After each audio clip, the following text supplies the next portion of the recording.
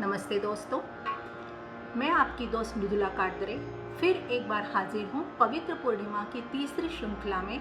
और इस बार मैं आपका परिचय करा रही हूँ पौष पूर्णिमा से।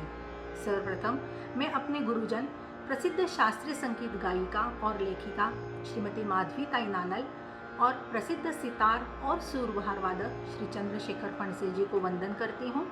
साथ ही आप सभी का पवित्र पूर्णिमा की तीसरी श्रृंखला में स्वागत करती हूँ। दोस्तों, हिंदू पंचांग के अनुसार वर्ष भर में 12 महत्व की पूर्णिमाएं आती हैं और वो हैं चैत्र की पूर्णिमा को हम हनुमान जयंती मनाते हैं, वैशाख की पूर्णिमा को बुद्ध पूर्णिमा, ज्येष्ठ की पूर्णिमा को वट पूर्णिमा, तो आषाढ़ की पूर्णिमा को गुरु पूर्णिमा, श्रावण मास की पूर्णिमा को रक्षाबंधन, तो भाद्रपद की पूर्णिमा को उमा महेश व्रत, आश्विन की पूर्णिमा को शरद पूर्णिमा और कार्तिक पूर्णिमा को पुष्कर मेला, त्रिपुरी पूर्णिमा, गुरु नानक जयंती मनाते हैं। मार्गशीर्ष पूर्णिमा को दत्त जयंती, तो पौष की पूर्णिमा को शाकंभरी जयंती और माघ की पूर्णिमा को तीर्थ नदियों में स्नान के लिए प्रसिद्ध है। वहीं फागुन की पूर्णिमा होली का पर्व मनाने के लिए प्रसिद्ध है। दोस्तों, हमने अपनी श्रृंखला कार्तिक पूर्णिमा से शुरुआत की थी। उसके पश्चात मार्गशीर्ष पूर्णिमा में हमने आपको दत्त जयंती से परिचय कराया था और अब हम परिचय करा रहे हैं पौष पूर्णिमा से। दोस्तों, हमारे भारतीय संस्कृति में चैत्र के महीने से लेकर फाल्गुन महीने तक लगभग प्रत्येक महीने का अपना एक महत्व है और हर महीने के अपने विशिष्ट त्योहार भी हैं और इनकी पूजन विधियां भी अलग अलग हैं। चूंकि पौष का महीना भगवान सूर्य देव का मास माना गया है और पूर्णिमा जो चंद्रमा की तिथि है और सूर्य और चंद्रमा का अनोखा संगम हमें पौष पूनम को ही देखने को मिलता है, तो हमने सोचा कि जिस संपूर्ण पृथ्वी का जीवन जिस देवता पर निर्भर करता है, क्यों ना उनकी महती के बारे में आपसे अवगत कराया जाए, जो मैं पेश कर रही हूँ अपनी इस कविता के द्वारा। 11,000 रश्मियों का रथ है आया। दोस्तों, ऐसी मान्यता है कि पूरे वर्ष भर में पौष के महीने में ही सूर्यदेव अपने 11,000 किरणों से, अपने रश्मियों से धरती को वरदान साबित होते हैं। इसीलिए कहा गया है 11,000 रश्मियों का रथ है आया, भ्रमण करता धनु राशि से मकर राशि में सूर्य देव माह पौष लाया। साथ ही इनके बसंत शिशिर है, साथ ही इनके बसंत शिशिर है, संग जिनके तिल और गुड़ है। जड़े जवाहरात संक्रांति लोहरी बिहू पोंगल के, जड़े जवाहरात संक्रांति लोहरी बिहू पोंगल के, नाद स्वर गूंजे गायत्री मंत्रों से। 11,000 रश्मियों का रथ है आया, भ्रमण करता धनु राशि से मकर राशि में सूर्य देव माह पौष लाया। वेदों से भगवान रहे, वेदों से भगवान रहे, धरा की ये शान रहे। वसुंधरा करे श्रृंगार इन्हीं से, प्राणियों को मिले खुराक इन्हीं से। सूर्य चंद्रमा का अद्भुत संगम, सूर्य चंद्रमा का अद्भुत संगम पौष पूर्णिमा को ही पाया। 11,000 रश्मियों का रथ है आया, भ्रमण करता धनु राशि से मकर राशि में सूर्य देव माह पौष लाया।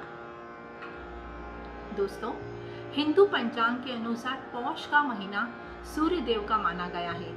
इसीलिए इस महीने में पवित्र नदियों में स्नान करना, सूर्य को अर्घ्य देना तो हमारी परंपरा है ही, पर साथ ही तिल दान करना, वस्त्र दान करना, अन्न दान करना और पिंड दान करना भी महत्व रखता है।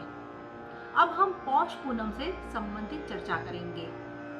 ये तो हम सभी जानते हैं कि पूर्णिमा की तिथि चंद्रमा को अत्यंत प्रिय है। चंद्रमा पूर्ण आकार में पूर्णिमा के दिन ही दिखाई देता है। मोक्ष की कामना रखने वालों के लिए ये दिन भी बहुत खास है। जो व्यक्ति पवित्र नदियों में स्नान करते हैं, विधि पूर्वक पूजा अर्चना करते हैं, वो मोक्ष के अधिकारी होते हैं। माघ स्नान की शुरुआत भी इसी दिन से होती है। पौष मास की पूर्णिमा को चंद्रमा पुष्य नक्षत्र में होता है, इसीलिए इसे पौष मास कहा जाता है। और सबसे महत्व की बात तो ये है दोस्तों कि पौष पूर्णिमा शाकंभरी पूर्णिमा के नाम से प्रचलित है। पौष मास के शुक्ल पक्ष की अष्टमी से पौष पूर्णिमा तक शाकंभरी नवरात्रोत्सव मनाया जाता है। धर्म ग्रंथों के अनुसार देवी शाकंभरी आदि शक्ति दुर्गा माता के अवतारों में से ही एक है। जैसे देवी रक्तदंतिका, देवी भीमा, देवी भ्रामरी, वैसे ही देवी शाकंभरी। शाकंभरी यानी शाक से भरी, जिसे हम शाक यानी सब्जी कहते हैं। जो शाक से भरी है वो शाकंभरी। इसके पीछे भी एक बड़ी प्राचीन कथा है दोस्तों। वो ये है कि प्राचीन काल में पृथ्वी में इतना भयंकर अकाल पड़ा था कि सभी जगह पानी के स्रोत, नदी, नाले, तालाब, झरने सभी सूख गए थे। यहाँ तक कि पेड़ पौधे, वन, जंगल सभी जलकर राख हो गए थे। त्राही त्राही सी मच गई थी संसार में। ऐसे समय में देवी दुर्गा ने शाकंभरी का रूप लेकर पूरी धरती को वनस्पति, फल फूल, वृक्ष, नदी नाले, झरने, तालाब से परिपूर्ण कर दिया। वसुंधरा को हरियाली प्रदान की। पूरे सृष्टि में चैतन्य सा छा गया। तभी से शाकंभरी देवी को प्रसन्न रखने के लिए शाकंभरी नवरात्र मनाने की पद्धति प्रचलित है, जो कि हेमंत और शिशिर ऋतुओं का आगमन इसी महीने में होता है। धरती पर चारों ओर हरियाली छा जाती है। राजस्थान, उत्तर प्रदेश, तमिलनाडु, कर्नाटक, महाराष्ट्र में शाकंभरी देवी को फलों फूलों से सजाकर नवरात्रोत्सव मनाया जाता है। इतना ही नहीं, जैन संप्रदाय में भी पुष्प अभिषेक यात्रा आज के दिन से ही शुरुआत होती है, जो कि जैन धर्म में जीव हिंसा निषेध माना गया है।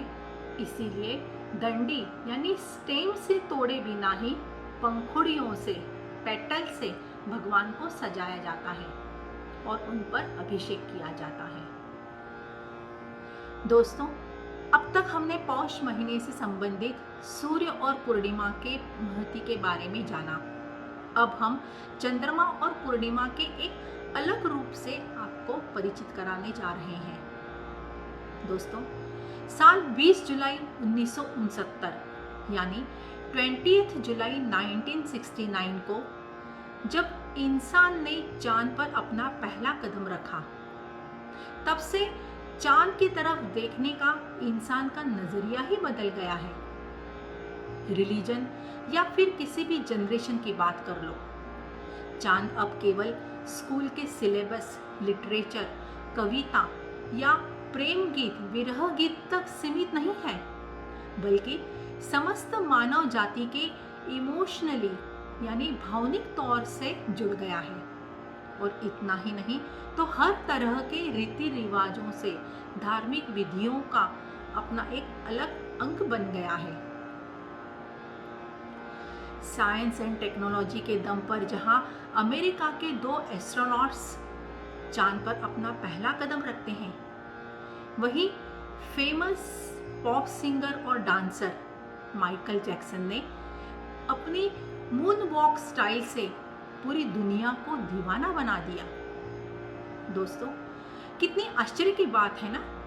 जिस तरह चांद की रोशनी किसी एक कंट्री या एक कॉन्टिनेंट की मोनोपोली नहीं है, वैसे ही संगीत और नृत्य हर भाषा और हर मजहब से परे है।